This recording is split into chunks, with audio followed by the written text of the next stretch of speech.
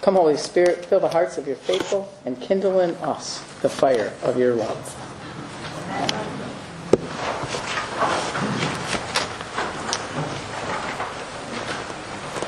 Well, right now, for any of you that are on Facebook at all, there's this challenge going around to post your 7 favorite books. 7 days, 7 book covers, no explanations, just put them out there. So I did this a while back, and I saw last night someone had nominated me again, so he must not have seen my first 7. But one of the books that will go up in this time is this book, The Little Prince. It is one of my absolute favorite books. It's a story of a little boy who lives on another planet, and he visits all these many planets and meets people with all kinds of different priorities in their life. And then he comes to Earth, and he meets a pilot that was stranded in the desert, and he asks him to draw him a picture, because he's worried on his planet he's left a little sheep that he cares about. So he wants the elephant to draw him the pilot to draw him different pictures, and he ended up going through a number of different things. But anyway, it's a book I would highly recommend, and all because I think when you get down to looking at what matters in life and what doesn't, in the Little Prince's journeys, he made friends with a fox. And this fox told him, well, you have to come and say goodbye to me before you leave. And he said, and if you come back, I'll make you the present of a secret. And so the boy came back, and he said goodbye, and goodbye, said the fox. And now here's my secret, a very simple secret. It is only with the heart that one can see rightly. What is essential is invisible to the eye. What is essential is invisible to the eye, the little prince repeated, so that he would be sure to remember. And then the fox told him, it is the time you wasted for your rose that makes your rose so important. It is the time I wasted for my rose, said the little prince, so that he would be sure to remember. Men have forgotten this truth, said the fox, but you must not forget it. You become responsible forever for what you have tamed. You are responsible for your rose. I am responsible for my rose, the little prince repeated, so that he would be sure to remember. I first encountered this book probably in junior high, and then later had to do it in my Spanish class. I like it in English a lot better because it's easier for me to understand. But that quote has always stayed with me. What is essential is invisible to the eye. And we live in a world where everybody is so concrete. We want proof. If we can't see it, touch it, taste it, feel it, it doesn't exist. Well, those of us who are here think differently. We do some very things that we can't see. We do a lot of things around here. What we're going to do in a few minutes at this table. We won't see the bread and wine become Jesus, but we believe that they do because of what we pray and what we ask God to do for us. So there is this whole world of mystery that lives in the unseen. And these lights are just a few reminders of that great cloud of witnesses that surround us always. In Hebrews, the author of Hebrews wrote that we are surrounded by a great cloud of witnesses. And I remember on my ordination day, they do this prayer of litany, and in the Chicago diocese anyway, they have us lay on the floor as the prayers are being prayed. And while they were being prayed, I had these people, I could just feel that cloud of witnesses around me. So many had gone before my ordination. My grandparents were all gone, my godparents were all gone, people that would have mattered to. Suddenly I felt them surrounding me with the rest of the heavenly hosts and with God and Jesus being present with me. I think it's one of the reasons why the church pauses to celebrate. All Saints' Day, it's one of 4 feasts that is so important that if it happens during the week, it can move to a Sunday. And of course, we celebrate it in the church in tandem with what used to be called All Souls Day. And then somewhere in the church's, I think, lack of wisdom in this case, they changed it to commemoration of all faithful departed. Well, how are we to know who's faithful when they're departed and who's not? I think that's kind of God's department. And so I still like to pray for all souls, because some of those probably souls that might be lost to God still need our prayers. Who's to say God still couldn't find them? Like I said, we live in this world where we try to have this concrete proof of everything. And matters of faith aren't like that. And matters of sainthood probably are also quite nebulous. And Mike has a tradition. I don't know if any of you have seen the movie Vincent. Is it called St. Vincent? Okay, my corrector is in chief. Bill Murray plays a very unlikely saint. He is a curmudgeon. He's an alcoholic. He smokes, drinks, swears. And somewhere along the way, he meets his new neighbors. Melissa McCarthy plays the mom and her son. And she's going through the middle of the divorce. And she needs somebody to watch her kid when she's at work. And enter Bill Murray, Vincent. And so this kid starts hanging out with him. And he takes him to the racetrack. And he does all kinds of stuff with him. Teaches him how to swear and smoke and just all kinds of things. But this kid had a project. He's going to a Catholic school. And they had a project to tell the story about a saint. This little boy picked Vincent as his saint. And if you haven't seen the movie, see it. It's really a feel-good movie. He talks about this man and he says, he lists some of the things about him that maybe don't seem so saintly. But he said, I've watched him. He goes and visits his wife. And she had Alzheimer's even after she quit knowing him. He still visited, did her laundry every week, and he saw this faithfulness. And he says, and he eats sardines out of the can so his cat can have gourmet cat food. So while this boy was hanging out with this guy, and he said there was something he got in trouble for. He says, it's cute, and he recognized that though this man was flawed, in the most important ways, he was saintly.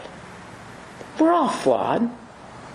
We're all sinners, but we also have the opportunity to be saints. I think we're singing a song of the saints of God a little later. And I can remember singing that with gusto as a kid because I wanted to be a saint in God's eyes. And no, I'm never going to be one of those big saints, that have their big feast days and everything. But the church celebrates what used to be called lesser feasts and fasts. And now it's Holy Women, Holy Men of God, and I think they changed that, and there's a new book out following that one. But where we celebrate the lives of the people that have made a difference in the church. The people that have taken the good news and spread it wherever they go. And, it's an interesting time to be in our country because we're kind of following the way of Europe, where Christianity is becoming more and more passé. You don't see families in church every Sunday like you used to. Stores are open on Sundays. When I was a kid, nothing was open on Sunday. They closed on Sunday. And we've so moved away from that. And yet in other parts of the world where Christianity has not blossomed, it's growing. China, Africa, these places are building new churches all the time. It's amazing. It's incredible. And we can support and be a part of that. And I know some of you do support different missionaries and different outreaches. That's our job, to keep the good news going so that the church doesn't die. And that's what we celebrate. Those candles and all the saints that have gone before, big and lesser saints, are the ones that kept the church going. They're the ones that believed in something that wasn't tangible. This letter from the Ephesians, it's that same thing. I pray that the God of our Lord Jesus Christ, the Father of glory, may give you a spirit of wisdom and revelation as you come to know him, so that with the eyes of your heart enlightened, you may know what it is to hope for which he has called you. What are the riches of his glorious inheritance among the saints, and what is the immeasurable greatness of his power for us who believe, according to the working of his great power. Like the fox, we know the secret. What is essential is invisible to the eye, and yet we celebrate it week after week after week, and we carry it with us. Now, as I often will say at funerals, when people we love die, their love doesn't die. Their physical body does, but their love lives on, and that's what we believe. That's why we celebrate all saints and all souls, because we know that they're end of their story in this world wasn't the end of their story. I don't think I would find it bearable if I believe that to be true. I love the idea. When I'm feeling sad about missing my mom, I love the idea that I will see her again. That brings me great joy. Or my grandma, or my friends Mary and Norm. And like I said, I have so many friends on the other side now, it's ridiculous. And yet, it gives me such hope, because we'll see them again. And Mary, years ago, she had gone to church, and I don't know if it was All Saints or what, but she had written me a postcard, and she said their pastor had talked about we're all sinners, but we all have the potential to be saints. So she sent us this postcard, so St. Marion and St. Mike, and just told us about what the pastor had done. And when I put a candle in that box, she's one of the faces I see, along with my mom and my grandparents and my godparents and all the people that poured their love and faith into my life. You all have those people in your lives who have put that love. And those are the kinds of things that our heart sees. And we get to that place in life, and the older we get, the more we have friends and loved ones on the other side. And yet we also have that hope. And it says, I think in Thessalonians, we grieve, but not as those who have no hope. Because we believe that what Jesus said was true, that he came and that his resurrection was so that we too, he defeated death, so that we too would defeat death one day and be raised to be with him.